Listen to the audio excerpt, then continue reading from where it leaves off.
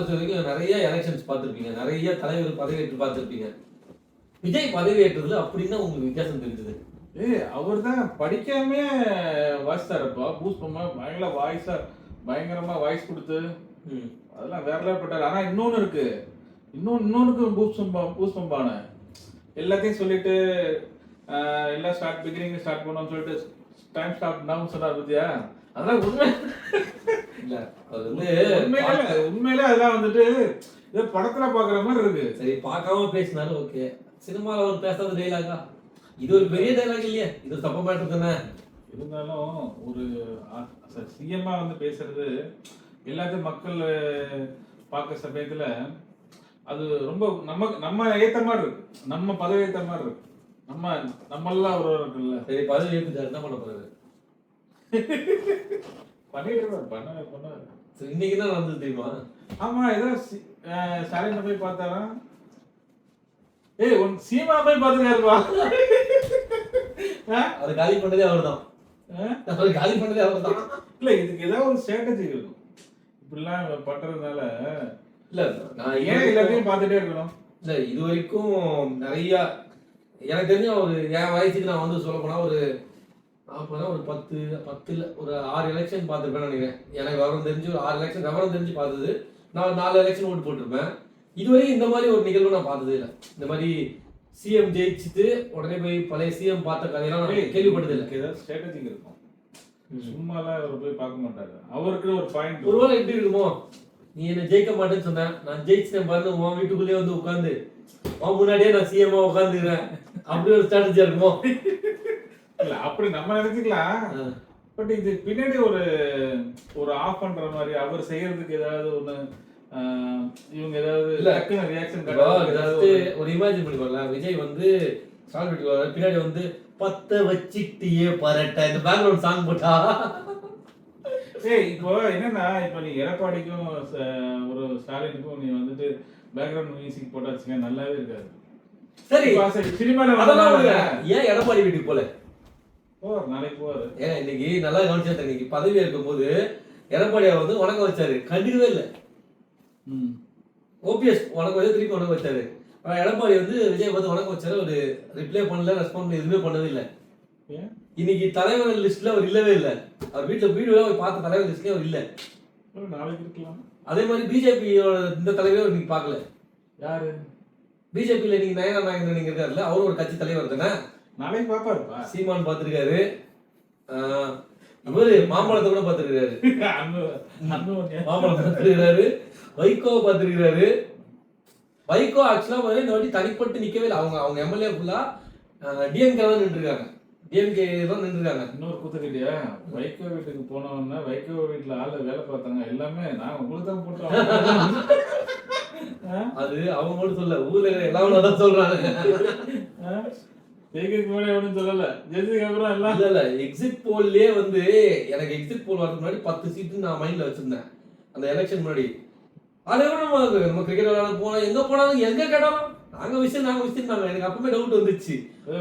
எதிர்கட்சி தர வாங்கிதான் நான் நினைச்சேன். திடீர்னு பார்த்தா நான் வந்துட்டு ஏதோ ஒரு புரட்சி நடக்க போகுது கண்டிப்பான முறையில. எதிர்கட்சி தானே புரட்சி தான் நடந்திருக்கு. எதிர்கட்சி ஆனாலும் இப்ப கூட புரட்சி தானே நடந்திருக்கு. இல்ல அப்படி இல்ல, நல்லா இருக்குல்ல இந்த ஃபீல். இல்ல நல்லா இருக்குன்றத இப்ப நம்ம டிசைட் பண்ண முடியாது. எனக்கு தெரிஞ்ச ஒரு 2 இயர்ஸ் நேற்று ஒரு பண்ண ட்விஸ்ட் ஒன்று இருந்தது. பதவி இருக்கும்போது கஜானாவை காலி பண்ணிட்டாங்க, உள்ள போய் பார்த்தாலும் தெரியும். போறதுக்கு முன்னாடியே நம்ம கிட்ட ஒரு பஞ்சப்பாடு பாட்டின மாதிரி இருந்தது.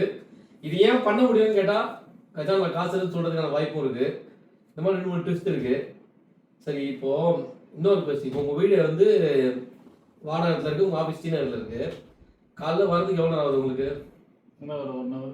இப்போ விஜயோட வீடு எங்க இருக்கு? அவர் வீடு ஆபீஸ் இங்க இருக்கு. இப்போ விஜய் வந்து டெய்லி வராருன்னு வச்சுக்கோ, காலையில அவர் வரும்போது அவருக்கு டிராபிக் கிளியர் பண்ணிடுவாங்க. ஆனா அதனால வரப்போற போக்குவரத்து நெரிசலை எப்படி ஹேண்டில் பண்ண போறாரு?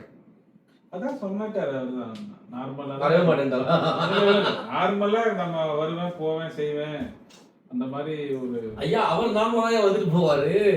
ஃபேன்ஸ் ஒரு பேஸ் இருக்குல்ல, அதுக்கு ஒண்ணும் பண்ண முடியாது. நான் இதுக்கு முன்னாடி எல்லாமே இந்த ஒரு அந்த அந்த அந்த இது இருக்குல்ல, இப்ப ஜோஷ் இருக்குல்ல, அது வரைக்கும் தான் இருக்கும். அதுக்கப்புறம் வந்து எவன் பழப்பு விட்டுட்டு இல்ல இது ஏன் கேட்டனா ஒரு மாசம் இருக்குமா, ஒரு 2 மாசம் இருக்குமா, அதுக்கப்புறம் யாரும் அந்த ரசிகர்கள் இல்ல, எல்லாருமே இந்த கேள்வி நான் ஏன் கேட்டேன் தெரியுமா? 3 நாளைக்கு முன்னாடி தினமலர்ல ஒரு பத்திரிகையில வந்த ஒரு விஷயம் இருக்குது. என்னன்னா விஜய் அவர் வந்து தலைமைக்கு பின்னாடி இருக்க ஆர்மி பேஸ்ல ஒரு ஹெலிபேட் ஒன்று ரெடி பண்ணிட்டு இருக்காங்க. அவர் வந்து ஹெலிகாப்டர்ல தான் வர போறாரு அப்படின்னு ஒரு நியூஸ்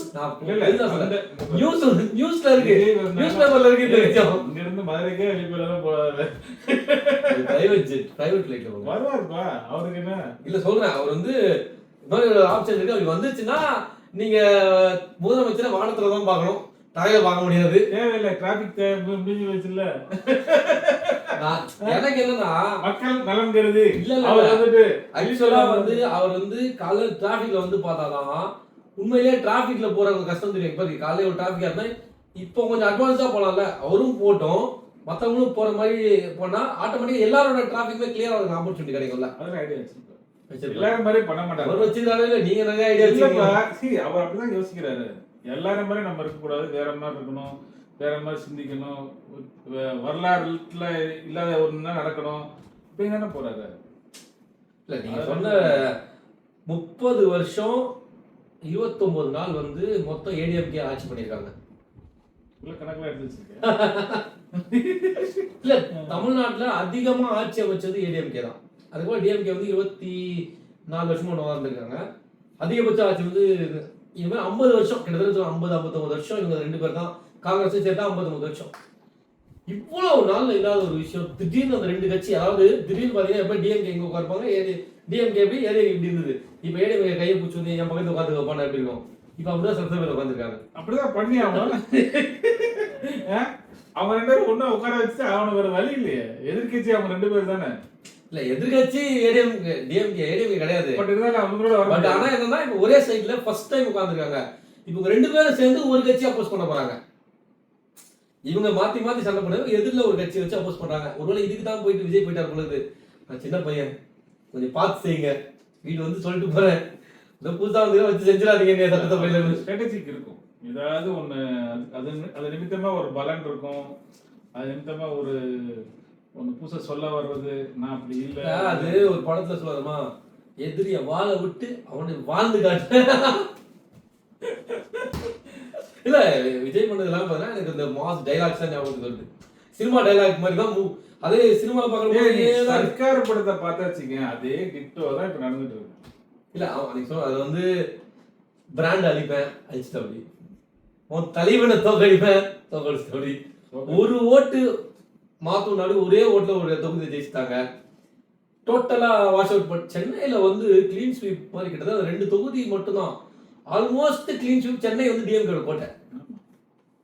அதே மாதிரி இன்னொன்று நடந்தது, கொங்கு மண்டலம் வந்து ஏடிஎம்கே கோட்டையா இருந்தது, நீ டிஎம்கே கோட்டையா மாதிரி இருக்கு. அது ஒரு விஷயமும் நடந்திருக்கு. நிறைய விஷயம் இந்த எலெக்ஷன் நடந்திருக்கு. பட் ஆனால் இப்போ ஹாட் டாபிக் வந்து விஜய் நாளைக்கு என்ன, இப்போ பிரேக்கிங் நியூஸ் மாதிரி விஜய் நாளைக்கு என்ன பண்ண போறாரு. பிரேக்கிங் நியூஸ் எடப்பாடி எனக்கு தெரிஞ்சு எடப்பாடி வெயிட் பண்ண மாட்டாரு. ஏன்னா காங்கிரஸ் தெளிவா சொல்லியிருக்காங்க, கூட்டணி எப்போ மதசார்பு விட்டுறவங்க வீட்டுல போய் தண்ணி குச்சா கூட கொண்டு போயிடுவாங்க அப்படின்னு.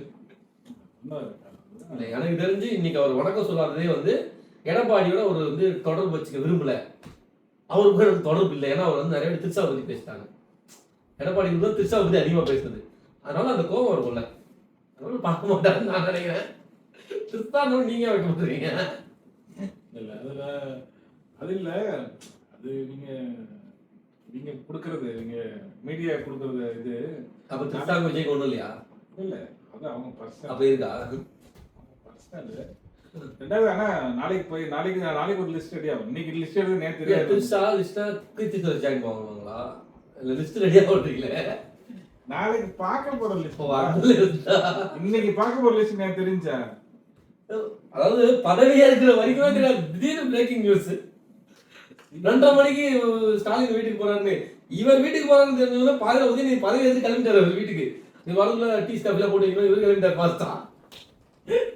ஆனா இந்த மீட்டிங் பார்த்து தண்ணி கூட கொடுக்கல வீட்டுக்கு வந்த மனுஷனுக்கு. நான் பார்த்தேன் வீடியோல. குடுல நான் வீடியோ பார்த்தேன். கையெழுத்து வந்து வேலையை பத்தி அமைச்சுக்கிறாங்க. இல்லப்பா அதான் கட் ஷாட் இருக்கும். இதெல்லாம் பாக்க எல்லாமே போடுவாங்க, பேசுறது எல்லாம் போடுவாங்க. இல்ல எல்லாம் போட்டாலும் இல்ல நம்ம பாக்குறோம். கிட்டத்தட்ட இந்த வீடு டிவி சேனல் பாத்தீங்கன்னா அவர் என்ட்ரி ஆகுறதே கிட்டத்தட்ட 50 வரை காட்டுறாங்க. அவர் கட்டி பூச்சாரு கையை பூச்சாரு. நீங்க அப்படிதான் என்ன பண்ணாங்க அதை காண மாட்டாங்க.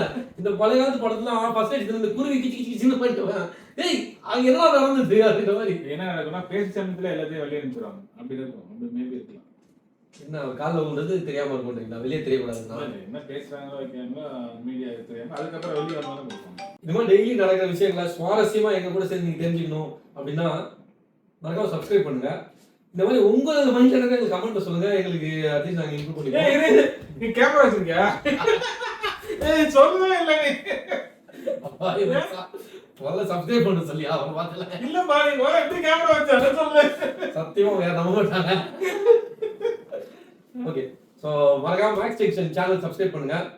நாளைக்கு வேற கண்டென்ட் உங்களுக்கு மீட் பண்றோம். என் பேர் மேக்ஸ் சார்லஸ்.